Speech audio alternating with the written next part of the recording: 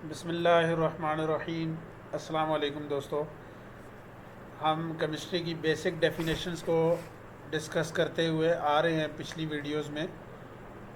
आज हम अगेन एक बेसिक चीज़ लेके आए हैं केमिस्ट्री की। एटम की हमने पिछली वीडियोस में डिफरेंस पढ़ा था एलिमेंट के साथ। आज हम एटम की फ़र्दर प्रॉपर्टीज़ पढ़ेंगे कि एटम के अंदर क्या क्या चीज़ें होती हैं और वो कैसे बिहेव करती हैं।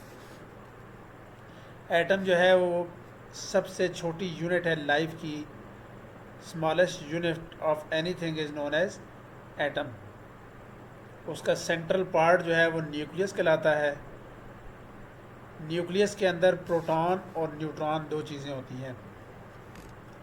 प्रोटॉन के ऊपर पॉजिटिव चार्ज होता है और न्यूट्रॉन के ऊपर न्यूट्रल चार्ज, ज़ीरो चार्ज होता है। तीसरी चीज़ जो है वो इलेक्ट्रॉन है। इलेक्ट्रॉन जो है वो न्यूक्लियस के इर्द गिर्द रिवॉल्व करते हैं, घूमते हैं। उनके ऊपर नेगेटिव चार्ज होता है। एग्जाम्पल हमारे पास ऑक्सीजन की है। फॉर एग्ज़ाम्पल हमारे पास अगर ऑक्सीजन है तो उसके न्यूक्लियस के अंदर 8 प्रोटॉन्स हैं और 8 ही न्यूट्रॉन्स हैं। और इसी तरह उसके न्यूक्लियस के इर्द गिर्द 8 इलेक्ट्रॉन्स रिवॉल्व कर रहे हैं, घूम रहे हैं। किसी भी एलिमेंट का या किसी भी एटम का एटॉमिक नंबर क्या होता है? Atomic number is the number of proton present in its nucleus. उसके न्यूक्लियस के अंदर कितने प्रोटॉन्स प्रेजेंट हैं। अगर 8 प्रोटॉन्स ऑक्सीजन के प्रेजेंट है तो उसका एटॉमिक नंबर उसका 8 है। इसी तरह सोडियम के अंदर 11 प्रोटॉन्स मौजूद हैं तो उसका एटॉमिक नंबर 11 है।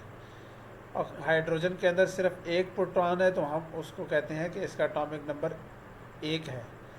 हम इसको केमिस्ट्री के अंदर एटॉमिक नंबर को Z से रिप्रेजेंट करते हैं कि atomic number of oxygen is equal to 8, it's mean it's Z is equal to 8। एक और चीज़ है एटॉमिक मास।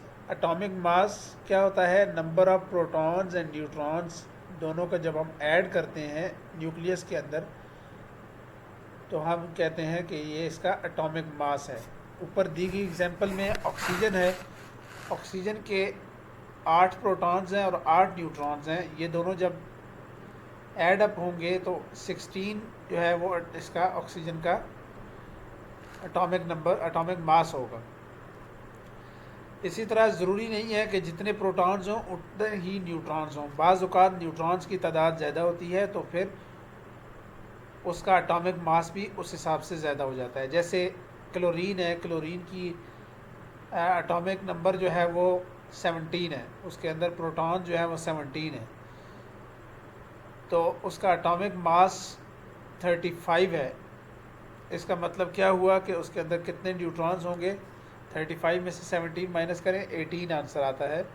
तो उसके अंदर 18 न्यूट्रॉन्स होंगे। इसको हम ए से, कैपिटल ए से रिप्रेजेंट करते हैं एटॉमिक मास को। इसके बाद जी एटम के अंदर एक शेल होता है।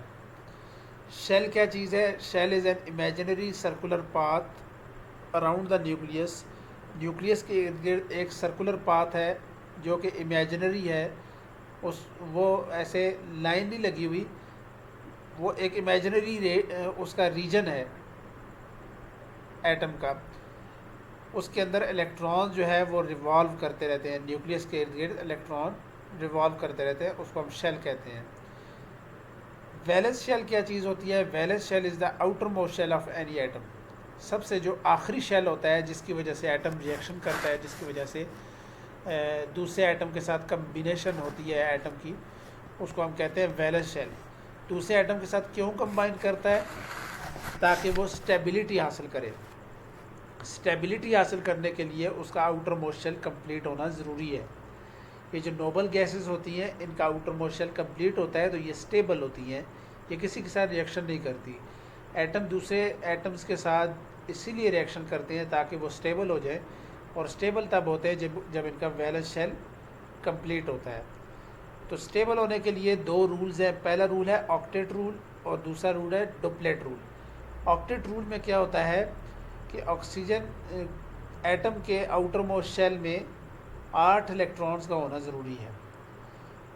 जिस एटम के आउटर मोस्ट शेल में 8 इलेक्ट्रॉन्स हैं, इट्स मीन कि उसने ऑक्टेट रूल कंप्लीट कर लिया है, अब वो स्टेबल है। सारे के सारे एटम, दो एटम्स के अलावा, दो एलिमेंट्स के अलावा ऑक्टेट रूल ओबे करते हैं। वो दो कौन से? एक हाइड्रोजन है, उसके आउटर मोशन में 2 ही इलेक्ट्रॉन आते हैं, और एक हीलियम है, उसके आउटर मोशन में 2 ही इलेक्ट्रॉन आ सकते हैं।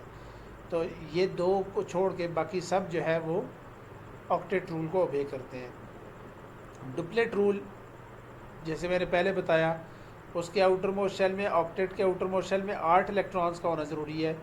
डुप्लेट रूल में 2 इलेक्ट्रॉन्स का होना ज़रूरी है कि आउटर मोस्ट शेल में अगर 2 इलेक्ट्रॉन है वो स्टेबल हो जाएगा। ये सिर्फ 2 ही एटम ऐसे हैं जो कि इस रूल को ओबे करते हैं, वो हाइड्रोजन और हीलियम है। बाकी सब के सब ऑक्टेट रूल ओबे करते हैं। इसके बाद जी आयन कैसे बनता है? अगर तो आउटर मोस्ट शेल में इलेक्ट्रॉन जो है वो 8 के करीब हैं, तो फिर क्या करता है एटम, दूसरे एटम से इलेक्ट्रॉन्स लेकर अपने आउटर मोस्ट शेल में इलेक्ट्रॉन कंप्लीट करके स्टेबल हो जाता है। अगर तो वो इलेक्ट्रॉन लेगा, इट्स मीन कि उसने नेगेटिव चार्ज एक्स्ट्रा लिया है, तो फिर उसके ऊपर नेगेटिव चार्ज आ जाएगा, उसको हम कहेंगे आयन। इसी तरह अगर वो इलेक्ट्रॉन अपने दे देगा, लूज़ करेगा, उसके आउटर मोस्ट शेल में 8 इलेक्ट्रॉन कंप्लीट होना पॉसिबल नहीं है, 1 या 2 इलेक्ट्रॉन है या 3 इलेक्ट्रॉन है, तो वो बजाय इसके कि 7 इलेक्ट्रॉन ले, वो अपना 1 इलेक्ट्रॉन दे देगा। अगर वो इलेक्ट्रॉन दे देगा तो भी उसके ऊपर चार्ज आ जाएगा। इट्स मीन कि उसके पास जितने पॉजिटिव चार्जेस थे उतने ही नेगेटिव चार्जेस थे, तो उसने एक नेगेटिव चार्ज जब दे दिया तो उसके पास एक पॉजिटिव चार्ज एक्स्ट्रा रह गया। इसका मतलब यह है कि वो आयन बन गया। तो आयन जो है वो 2 किस्म के होते हैं, एक पॉजिटिव आयन होता है, एक नेगेटिव आयन होता है। पॉजिटिव आयन तब बनता है जब आउटर मोस्ट शेल में इलेक्ट्रॉन कम हो और वो इलेक्ट्रॉन दूसरा एटम उससे ले ले, पहले एटम से। अगर वो ले लेगा तो इट्स मीन कि पहले सोडियम के अंदर मैंने एग्जांपल दी है, सोडियम के आउटर मोस्ट शेल में सिर्फ 1 इलेक्ट्रॉन होता है, तो वो उसके लिए पॉसिबल नहीं है कि वो 7 इलेक्ट्रॉन ले ले। तो इसलिए वो क्या करता है, अपना 1 इलेक्ट्रॉन भी दे देता है। जब 1 इलेक्ट्रॉन दे देता है तो उसके पास पहले 11 इलेक्ट्रॉन और 11 प्रोटॉन थे, यानी कि 11 पॉजिटिव चार्जेस थे और 11 नेगेटिव चार्जेस थे। तो पॉजिटिव और नेगेटिव बराबर थे, लेकिन जब 1 इलेक्ट्रॉन उसने लूज़ कर दिया तो उसके पास 10 नेगेटिव चार्जेस और 11 पॉजिटिव चार्जेस आ गए। तो एक पॉजिटिव चार्ज एक्स्ट्रा आ गया, तो उसके ऊपर, सोडियम के ऊपर पॉजिटिव चार्ज आ जाएगा। इट्स मीन कि ये पॉजिटिव आयन बन गया है। इसी तरह नेगेटिव आयन तब बनता है जब आउटर मोस्ट शेल जो है वो कंप्लीट होने वाला हो। जैसे क्लोरीन है, क्लोरीन के आउटर मोस्ट शेल में 7 इलेक्ट्रॉन होते हैं, उसको सिर्फ 1 इलेक्ट्रॉन चाहिए, तो वो क्या करेगा कि ऐसे एटम को ढूंढेगा जिसके आउटर मोस्ट शेल में 1 इलेक्ट्रॉन हो, उससे इलेक्ट्रॉन ले लेगा। तो पहले इसके पास 17 इलेक्ट्रॉन थे, 17 प्रोटॉन थे, यानी कि 17 पॉजिटिव चार्जेस थे, 17 नेगेटिव चार्जेस थे। जब इसने 1 इलेक्ट्रॉन एक्स्ट्रा ले लिया तो अब इसके पास 1 इलेक्ट्रॉन, एक नेगेटिव चार्ज एक्स्ट्रा हो गया। जब नेगेटिव चार्ज एक्स्ट्रा हो गया तो ये नेगेटिव आयन बन गया। तो बेसिकली सोडियम जो है उसने अपना 1 इलेक्ट्रॉन लूज़ किया और क्लोरीन ने उसका 1 इलेक्ट्रॉन ले लिया, तो सोडियम पॉजिटिव आयन बन गया और क्लोरीन नेगेटिव आयन बन गया। तो ये पॉजिटिव और नेगेटिव आयन दोनों आपस में मिलके एक कंपाउंड बना देते हैं, एक सब्सटेंस बना देते हैं, जैसे सोडियम और क्लोरीन मिलके NaCl बनाते हैं। ये केमिस्ट्री की बेसिक केमिकल रिएक्शन का फार्मूला है कि ऐसे केमिकल रिएक्शन होते हैं, इलेक्ट्रॉन्स एक दूसरे के अंदर ट्रांसफ़र होते रहते हैं। ये थी आज की video. Thank you so much for watching. Keep supporting us. Allah.